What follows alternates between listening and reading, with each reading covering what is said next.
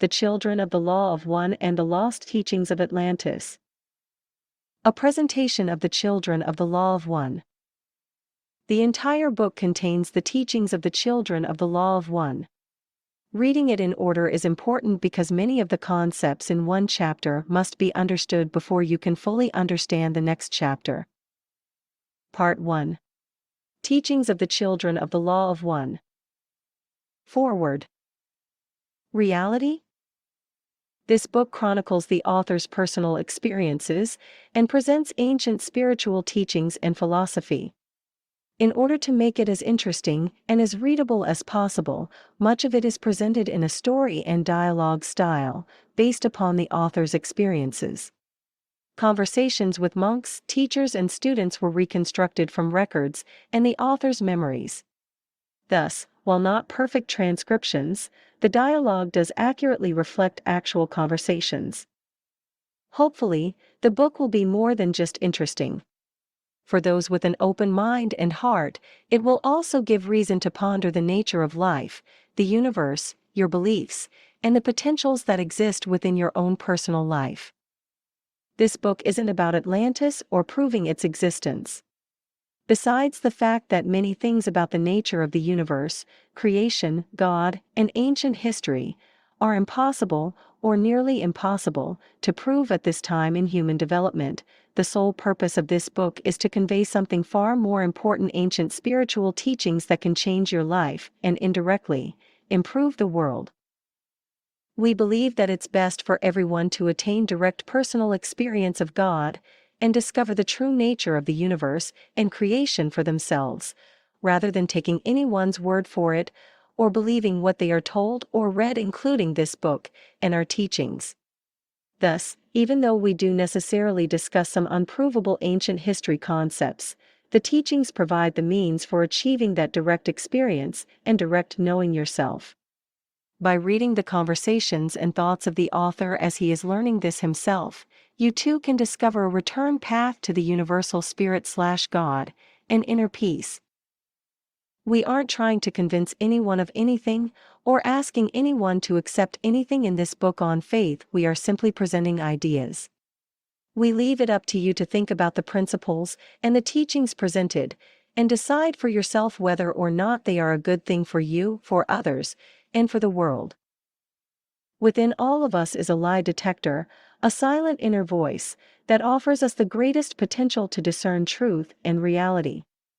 People have fooled experts with so-called physical proof, but the inner voice is never fooled. The inner voice could also sometimes be termed as a gut feeling, intuition, or women's intuition, but it can also be much more than that. You may not be very in touch with it at this time, but you can be if you want to. This inner voice is a part of God within you that knows what is true and what isn't if you will just hear it. It doesn't talk, it is just a knowingness. The only reasons behind people not hearing their inner voice are fear, desires, and selfishness. If you can transcend those things even for a moment, you will have the most reliable source of discernment that exists. Even when all external appearances of truth say one thing, and your inner voice says another, you can bet that your inner voice is right. Note, earlier editions of this book referred to an elder monk named R.A. This was not the person connected with the channeled R.A. material.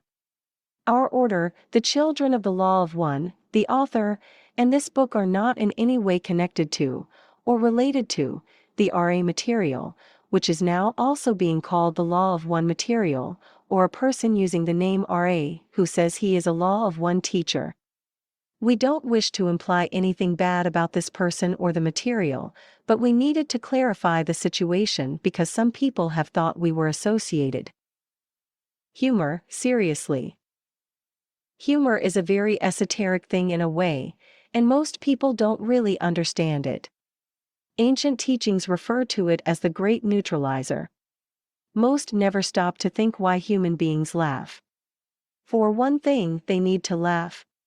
In our lives, laughing can neutralize or minimize the devastating effects of pain and suffering, both our own or that of others. If you stop and think about it the next time you see a comedy show, you'll find that most comedy is based on other people's misfortunes, from minor mishaps, embarrassments, and humiliations, to major screw-ups in life, and sometimes even physical injuries like someone falling down a flight of stairs or off a roof. All human beings, whether they are sinners or saints, need to laugh to maintain their sanity and health. Laughing can even heal. Thus, truly spiritual people, as opposed to those who put on an air of seriousness in order to give the appearance of being spiritual, have a great sense of humor. They certainly take their work very seriously, but they don't take themselves too seriously. Also, because of their work, they need to laugh and be humorous even more than most of us, because they are dealing with more pain and suffering than most of us. The author of this book is no exception, and the book reflects this. Unfortunately, most seekers are very serious. It's only natural. The ancient teachings presented here are very serious also, but that doesn't mean you can't have a little fun. And if you don't take yourself too seriously, you'll be able to enjoy humor where you may find it, and perhaps lighten your own load just a bit. Rules of writing. The author knew an English professor who taught English and vocabulary at a university in California. The professor once told him that he taught his students to feel free to invent new words if there wasn't something already just right for what they wanted to communicate. That's how language expands and gives people the ability to more accurately convey their message to others. Subtleties of meaning also often require new words to communicate them properly. The author believes the same concept applies to the use of grammar and spelling. Rules of any kind shouldn't hamper the style or content of any communication, and if they do, we must make up new rules. While writing has certain grammatical rules that are meant to govern it, it is also an art, and if the impact or message can be enhanced by breaking these rules, they should be broken. Using fine art as an example, Van Gogh was criticized and rejected because he didn't follow the proper rules or styles of painting.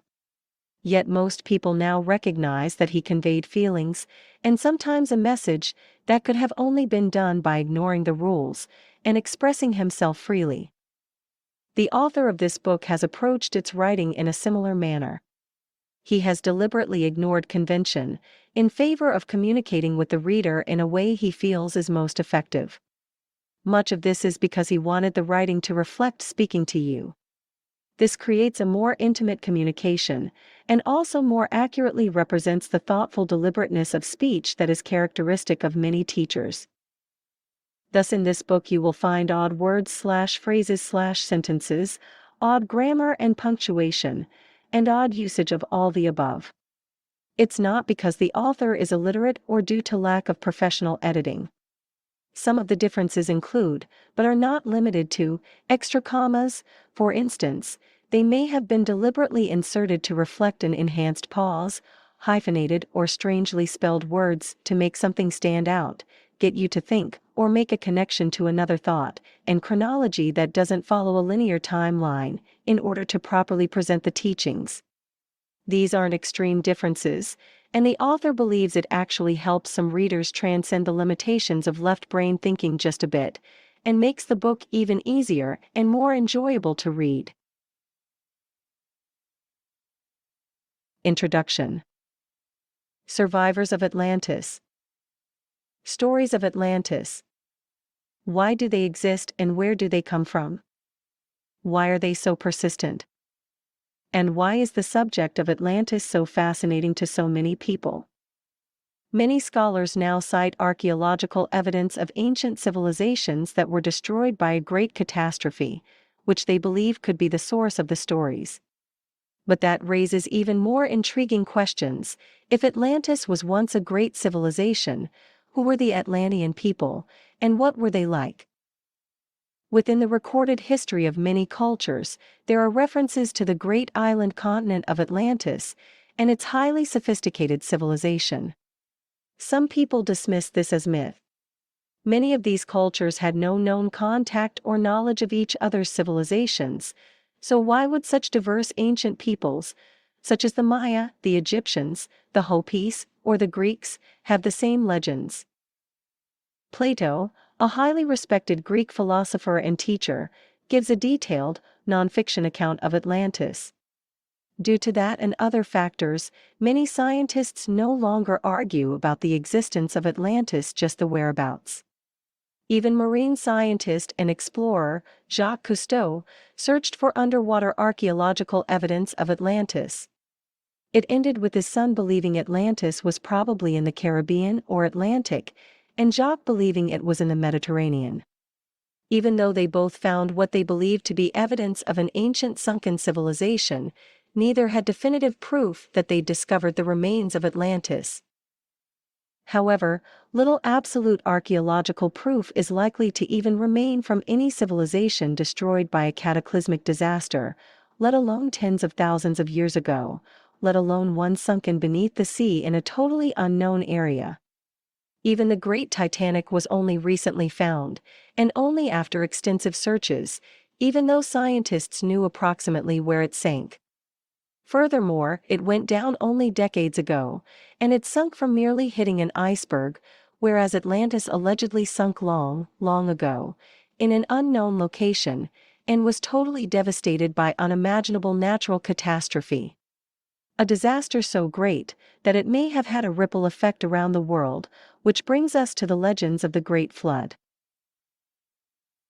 Cultures the world over, who don't have a specific legend of Atlantis, still have stories of a great flood that destroyed most life, which happened to be very similar to the story of the sinking and flooding of Atlantis. Descriptions of the destruction of Atlantis say it involved great earthquakes and volcanic upheavals, and the actual sinking of the entire land mass.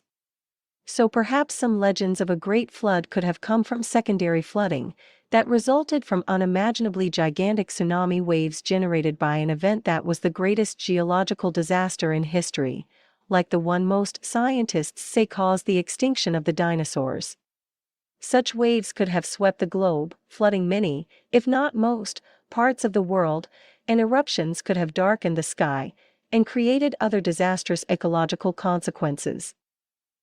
The various cultural stories of the Great Flood often tell a tale of refugees who managed to escape the great disaster. Some legends, like those of the Hopi tribe, describe the Hopi as such refugees. They depict the Hopi escaping the calamity and coming to their new land on giant flying tortoise shells. It is said that once they arrived, they were led to safety from an environment gone mad by a bird-headed Kachina who guided them to underground passages. To the open mind who researches this subject, the evidence that Atlantis did indeed exist is overwhelming.